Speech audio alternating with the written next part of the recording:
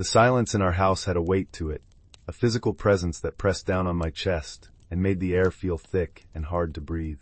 It wasn't an empty silence. It was full of all the words we weren't saying, all the resentments that had been building for months, maybe even years. I remember standing in the kitchen one Tuesday night, the fluorescent light overhead humming a low, monotonous tune. The air smelled of burnt toast and the faint, citrusy scent of the dish soap Sarah had used hours ago. The linoleum was cool beneath my bare feet. I was staring at a crack in the ceiling, a tiny, jagged line that seemed to be spreading, a perfect metaphor for us. We were drifting.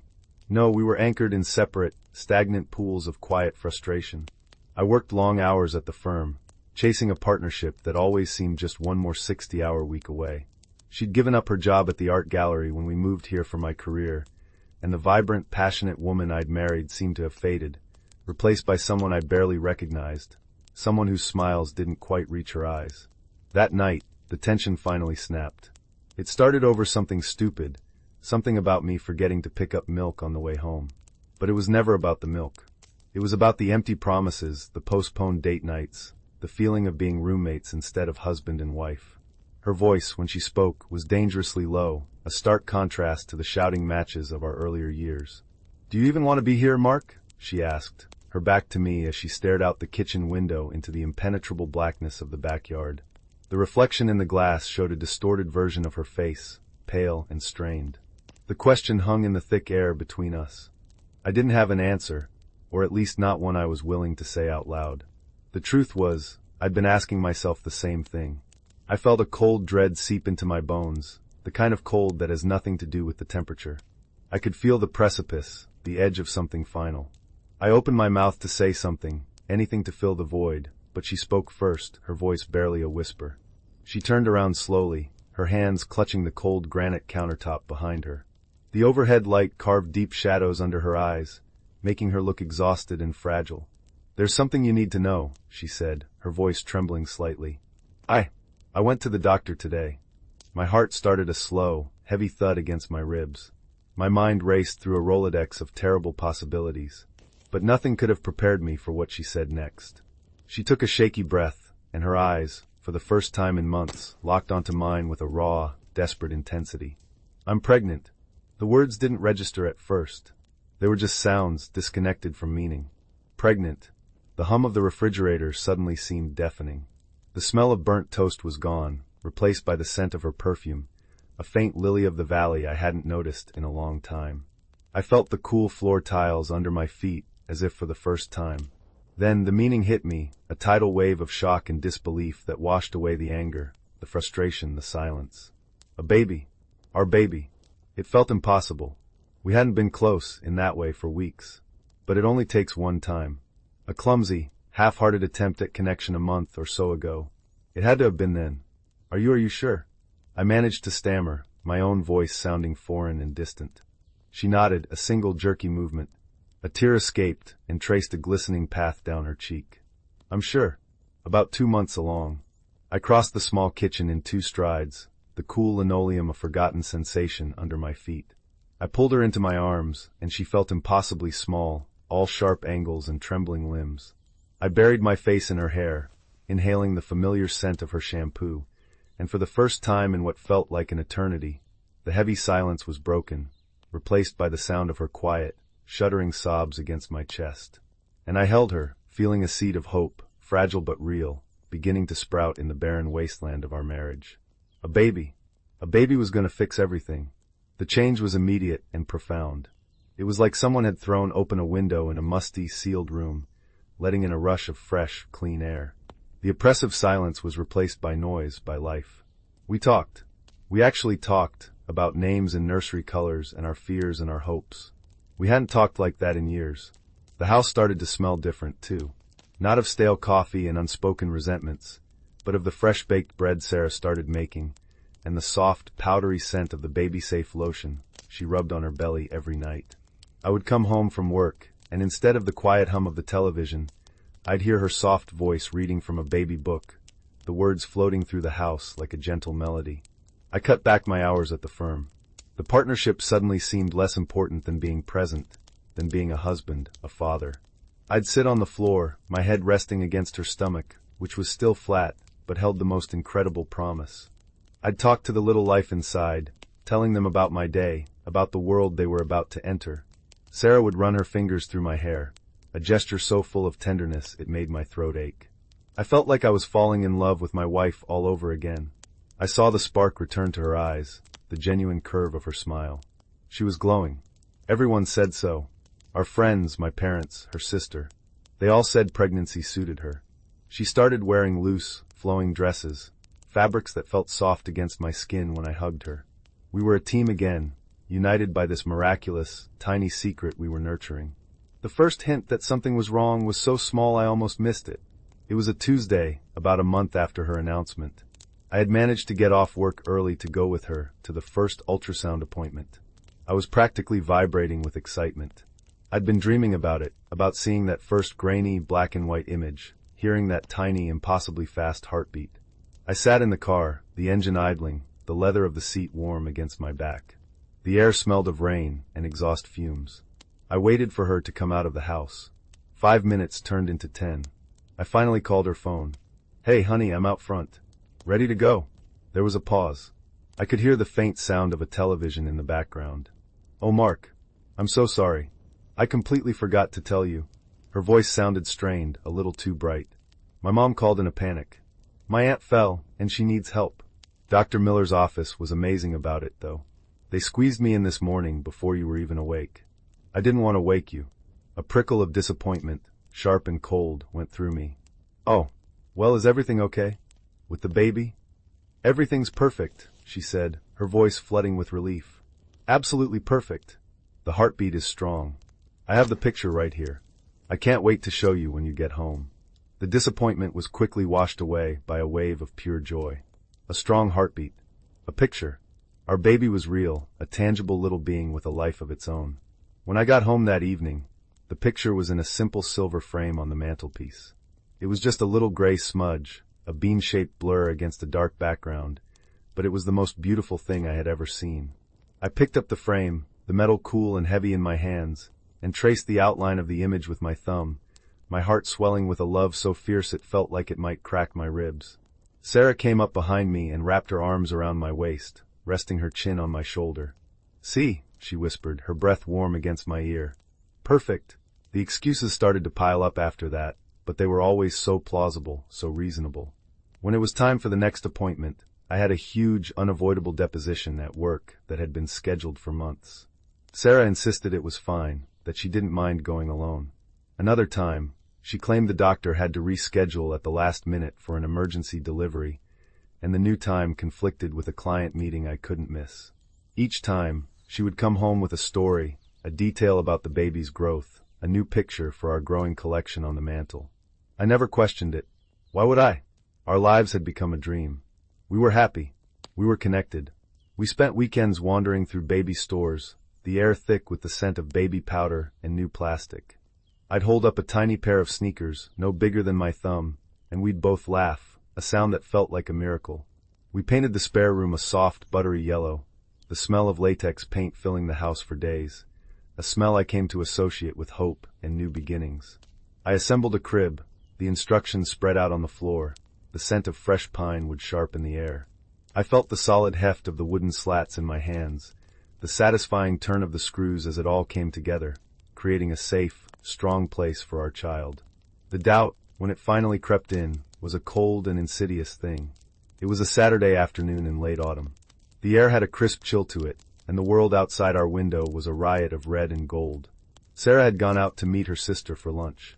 I was cleaning out the hall closet, a task I'd been putting off for months. The closet had a faintly musty smell, a combination of old coats and forgotten shoes.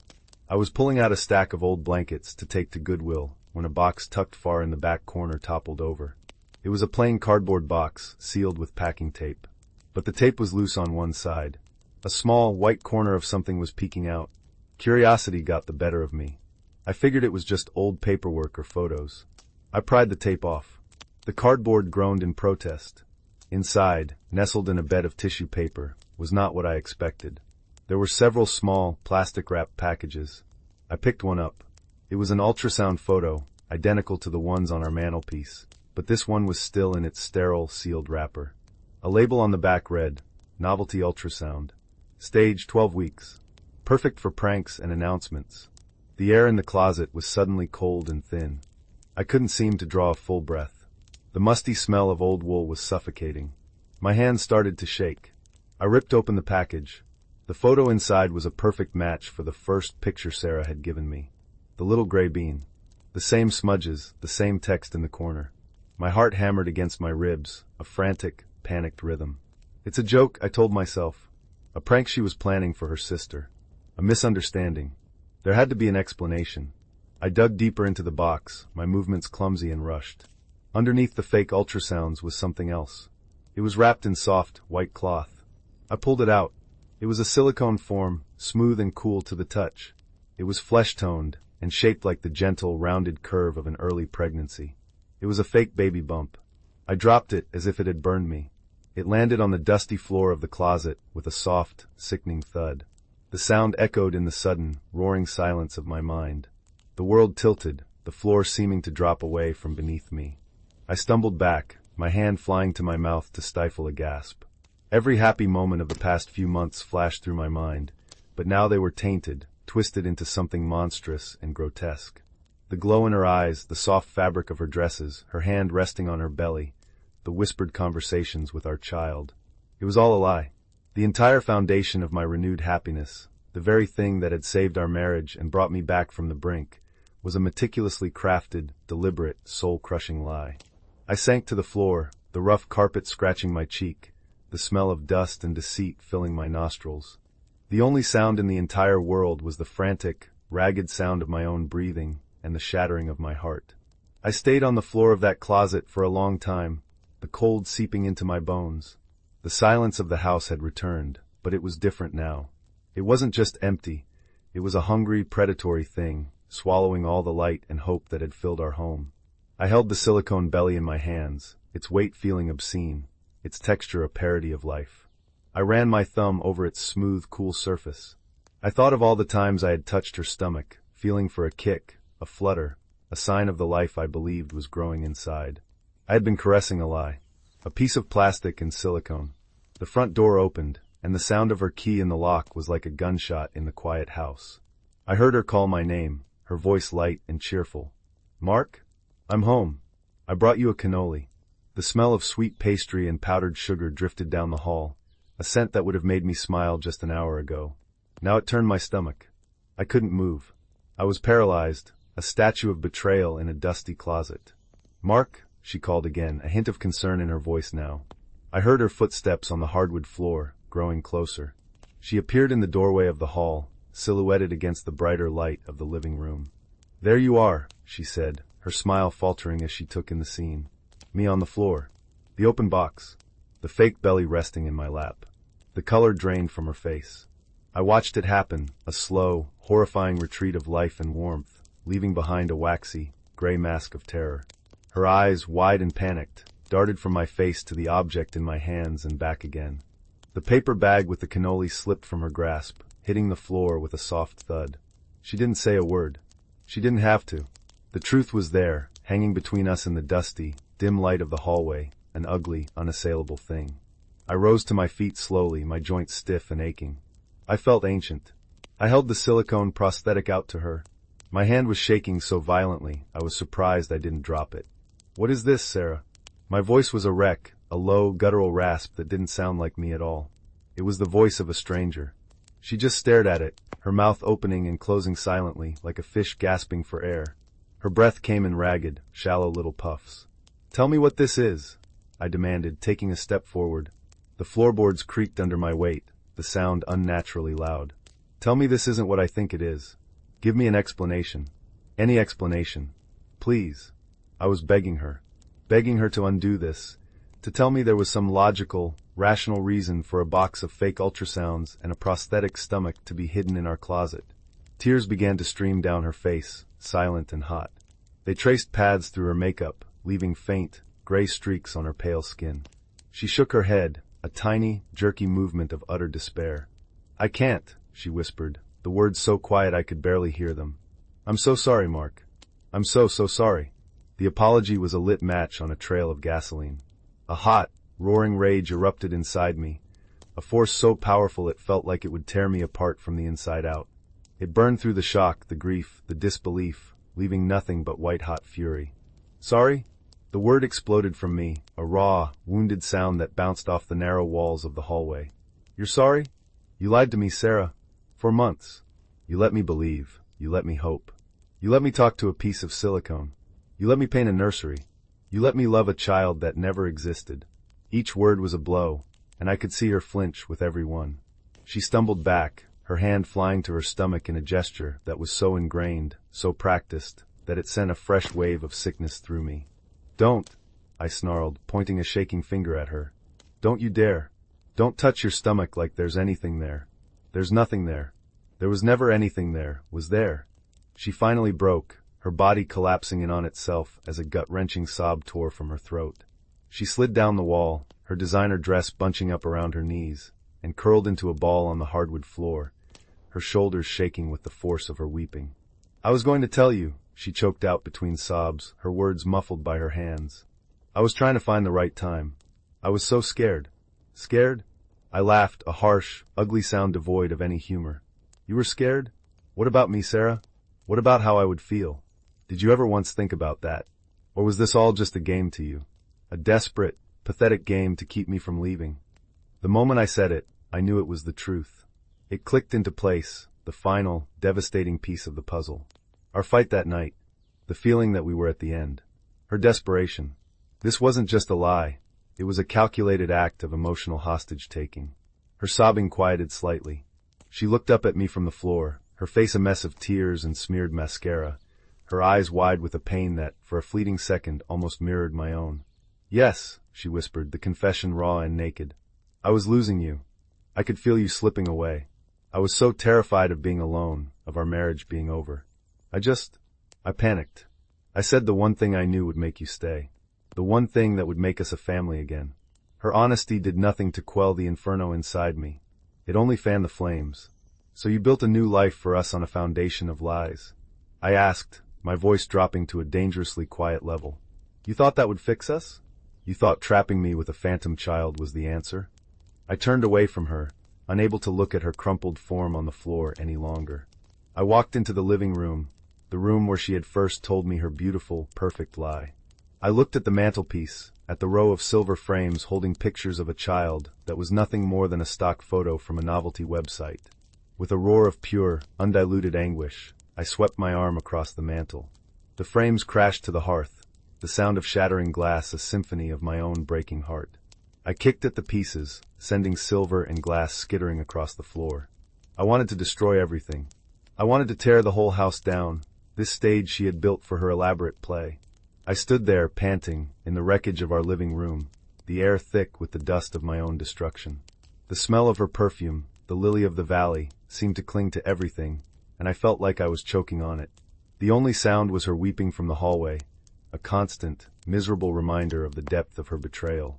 The dream was over, and the reality that replaced it was a nightmare from which I wasn't sure I would ever wake up. I couldn't stay there. I couldn't breathe the same air she was breathing, air that felt contaminated by her deceit. Every object in the house felt like a prop from her elaborate fiction. The soft yellow walls of the nursery seemed to mock me. The half-assembled mobile of smiling plush stars hanging over the empty crib was an insult. The scent of fresh pine from the crib I had so lovingly built now smelled like rot. Without another word, I walked past her, still huddled on the floor in the hallway. I didn't look at her. I couldn't. I grabbed my keys from the hook by the door, a little ceramic hook shaped like a house that we'd bought on our honeymoon 10 years ago. 10 years. A decade of my life. The thought was like a physical blow. I yanked open the front door. The cool evening air was a shock to my heated skin. It smelled of damp earth and wood smoke from a neighbor's fireplace. It was real. It was the first real thing I had felt in months. Mark, please, her voice, thin and desperate, followed me out. Don't go. We can talk about this. We can fix this. I stopped on the top step of the porch, my back to her. The concrete was cold and hard under my shoes. Fix this, I said, the words tasting like ash in my mouth. How do you fix this, Sarah? How do you unlie something like this? How do I ever trust a single word that comes out of your mouth again? I turned to face her then. She was standing in the doorway, framed by the warm, yellow light of the home that was no longer a home. She looked so broken, so small. But I couldn't find an ounce of pity in my heart. All I could see was the architect of my misery. "There is nothing to fix," I said, and my voice was flat, devoid of all emotion. It was the scariest sound I had ever heard myself make. "You didn't just lie about a pregnancy. You faked a life. You let me grieve for a child that was never conceived. You broke something inside me, Sarah. Something I don't think ever grows back." I saw the last flicker of hope die in her eyes. I turned and walked down the path, the crunch of my shoes on the gravel the only sound in the world. I got into my car. The interior was cold and smelled of stale coffee, and the cheap pine tree air freshener hanging from the rearview mirror. I started the engine, the roar of it a welcome violence. I didn't look back at the house as I pulled away from the curb. I couldn't. I just drove, the street lights blurring into long, wet streaks through the tears that were finally falling from my own eyes. I ended up at a motel off the interstate, a sad, anonymous place with a flickering neon sign that advertised cable television and weekly rates. The room smelled overwhelmingly of bleach and old cigarette smoke. The bedspread was a scratchy, synthetic material in a pattern of faded brown and orange flowers. A single, low-wattage lamp cast a sickly yellow glow over everything, making the cheap particle-board furniture look even more depressing. The window looked out over the parking lot and the endless river of headlights on the highway. This was my new reality. A sterile, lonely box. It was a stark contrast to the warm, hopeful home I thought I had. I sat on the edge of the lumpy bed, the springs groaning in protest. The silence here was different from the silence at home. It was truly empty. There were no ghosts of unspoken words, just a profound and echoing loneliness. For 2 days, I barely moved. I let my phone die. The calls from Sarah, from my parents, from her sister went unanswered. I needed the world to go away. I replayed every moment of the last few months in my head, a torturous, never-ending loop. Each memory was now poisoned. Our laughter in the baby store, her hand on my arm, her morning sickness, the way she'd look at me with those wide, loving eyes, it was all an act. Every single second of it. I had been a fool, the star of a one-man show, and I never even knew I was on stage. The deepest cut, the one that festered and throbbed, was the loss of the child. I know it sounds insane. The child was never real. But my love for it was. My hopes for it were. I had built a whole future in my mind around this tiny, imaginary person. I had pictured teaching them to ride a bike, reading them bedtime stories, holding their hand on the first day of school. I had mourned the loss of a life that had never even begun. The grief was real, a hollow, aching chasm in my chest, and it was a grief I couldn't share with anyone. How could I explain that I was mourning a lie? On the 3rd day, a knock came at the door. It was so unexpected that I jumped, my heart hammering against my ribs. I thought about ignoring it, but it came again, firmer this time. "Mark? It's David. Your boss. Your parents are worried sick. Open the door, man." David. My boss, but also a friend since law school. I dragged myself to the door and opened it a crack. He looked tired, his suit rumpled. His eyes were full of concern. He pushed the door open gently and stepped inside, his nose wrinkling at the stale air in the room. "Jesus, Mark. What the hell happened? You look like you've been through a war." I just shook my head, a wave of exhaustion so profound washing over me that I had to sit back down on the bed. He didn't press me. He just went to the small, buzzing mini-fridge, pulled out 2 bottles of water, and handed one to me. The plastic was cold in my hand. We sat in silence for a few minutes, the only sound the hum of the fridge and the distant whoosh of trucks on the highway. "Sarah's a wreck," he finally said, his voice soft. "She called me. She told me everything." I flinched. The shame was a hot, bitter flood. Of course she had. She had to control the narrative. "I'm sure she gave you her version," I said, my voice hoarse from disuse. "She didn't make excuses," David said, surprising me. "She just cried. Said she made a horrible, unforgivable mistake, and that she'd lost you. She sounds broken." I let out a harsh, bitter laugh. "Broken?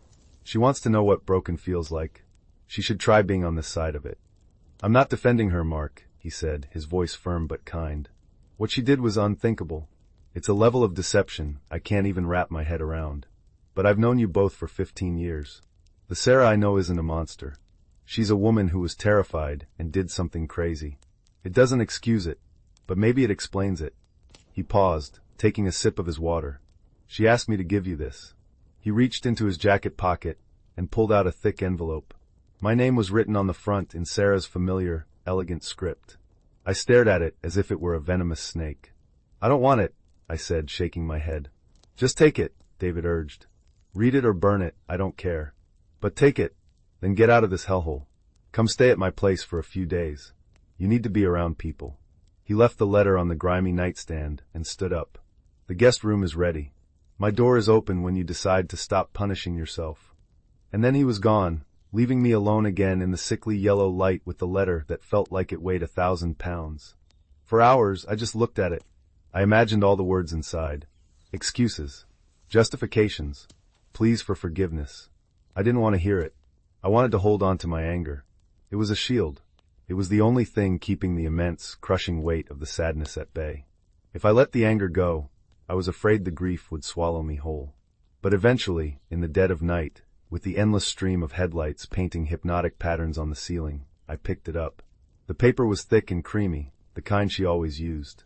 It smelled faintly of her perfume. I ripped it open. There were at least 10 pages inside, covered in her handwriting. I took a deep breath that smelled of bleach and regret, and I began to read. Her letter wasn't what I expected. It wasn't full of excuses. It was a confession, a raw, painful account of the last 2 years from her perspective. She wrote about the loneliness she felt after we moved, about giving up her career and losing her sense of self. She wrote about watching me retreat further and further into my work, feeling like a ghost in our own home. She described the hollow feeling of waking up next to a stranger, the ache of wanting to connect but having no idea how. She wrote about that night, the night of the big fight. She said she saw the end in my eyes. She felt the finality of it, the moment the frayed rope holding us together was about to snap. And in a moment of pure animal panic, the lie just came out. She said it was the stupidest, most desperate thing she had ever done. But the second she saw the look on my face change from cold indifference to shock, and then to a flicker of hope, she was trapped. She described the terrifying momentum of the lie. How one lie led to another. Buying the fake ultrasounds online in a haze of shame, her hands shaking so badly she could barely type. Ordering the silicone belly and hiding it in the back of the closet, feeling like the most despicable person on earth. She wrote that every time I smiled at her, every time I touched her stomach with such reverence and love, it was like a knife in her heart. She was living in a heaven that was also her own private hell, getting everything she wanted, but knowing it was all built on sand. She wasn't asking for forgiveness. She wrote that she knew what she had done was unforgivable.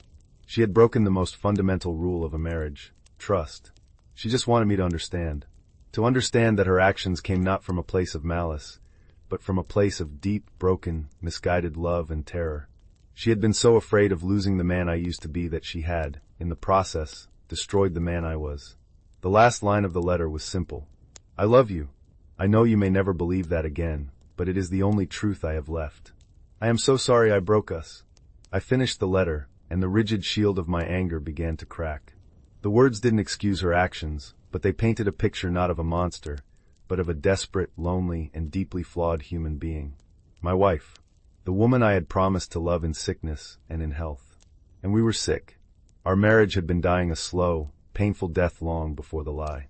I had been a part of that sickness. My distance, my ambition, my emotional absence. I had helped create the vacuum that her desperate lie had rushed in to fill. The tears that came then were not hot with rage, but heavy with a profound, soul-deep sorrow.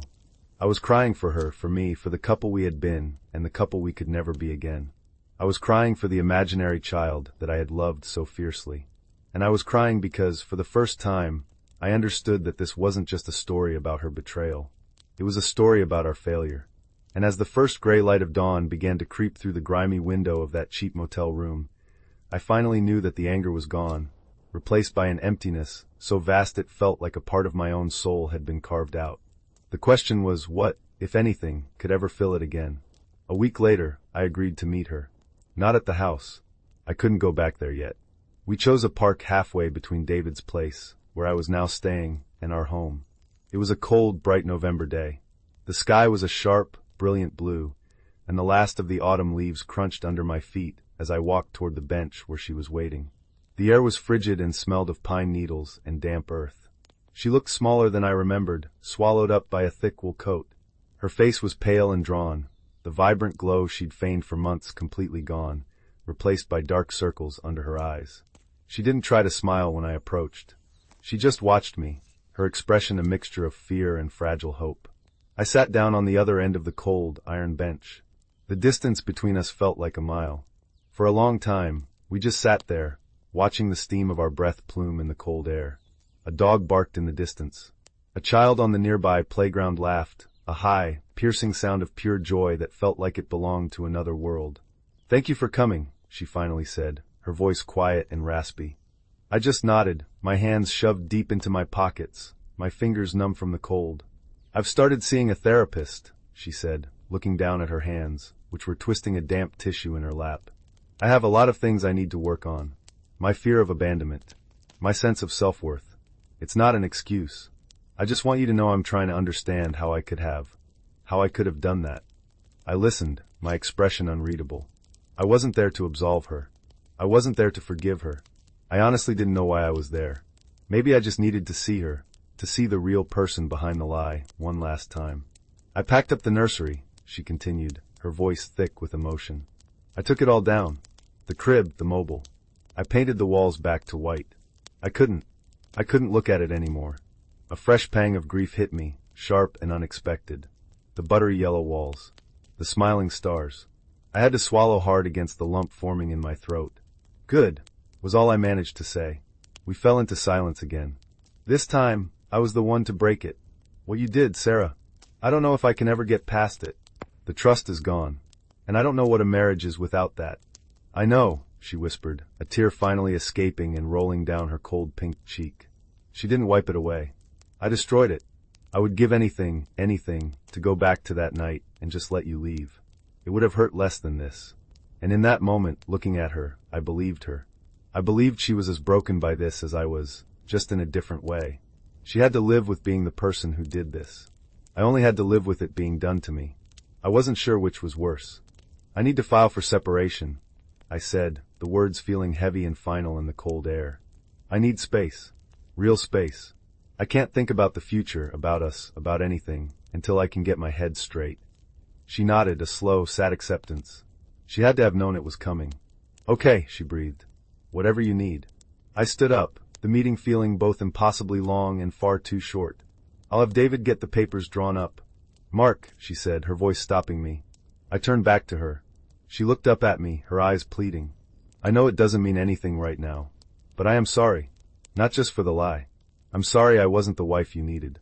I'm sorry I let myself disappear. And I'm sorry I was too much of a coward to fight for our marriage the right way." It was the closest we had come to a real, honest conversation in years. It was brutally painful, but it was true. And it was all happening about 6 months too late. I walked away without another word, the sound of the leaves crunching under my feet the only reply. I didn't know if this was the end of our story, but I knew, with a certainty that chilled me to the bone, that it was the end of the life we had known. The future was a blank, white page, and for the first time in my adult life, I had no idea what was going to be written on it. The months that followed were a blur of legal paperwork, awkward phone calls, and the slow, painful process of disentangling two lives. I moved into a small apartment downtown, a sterile place with white walls and a view of a brick building. The sounds were different, the constant hum of traffic, the wail of sirens, the muffled bass from a neighbor's stereo. The smells were different, too, the exhaust fumes from the street, the scent of a dozen different meals cooking in the hallways, the antiseptic smell of my own cleaning supplies. It was a life devoid of Sarah's presence, and while it was a relief, it was also profoundly lonely. I threw myself back into my work, but the ambition was gone. The partnership I had chased so relentlessly now seemed like a hollow prize. I was going through the motions, a well-oiled machine, but my heart wasn't in it. I wanted therapy too. I sat on a comfortable leather couch in a quiet, softly lit room that smelled of old books and chamomile tea, and I talked. I talked about the anger, the betrayal, and the deep, confusing grief for a child that had never been. My therapist, a kind woman with gentle eyes, helped me see that my pain was valid, that my love for that imagined child was real, even if the pregnancy was not. She helped me unpack my own role in the decay of our marriage, forcing me to confront the ways I had checked out, the ways I had failed to see Sarah's quiet desperation.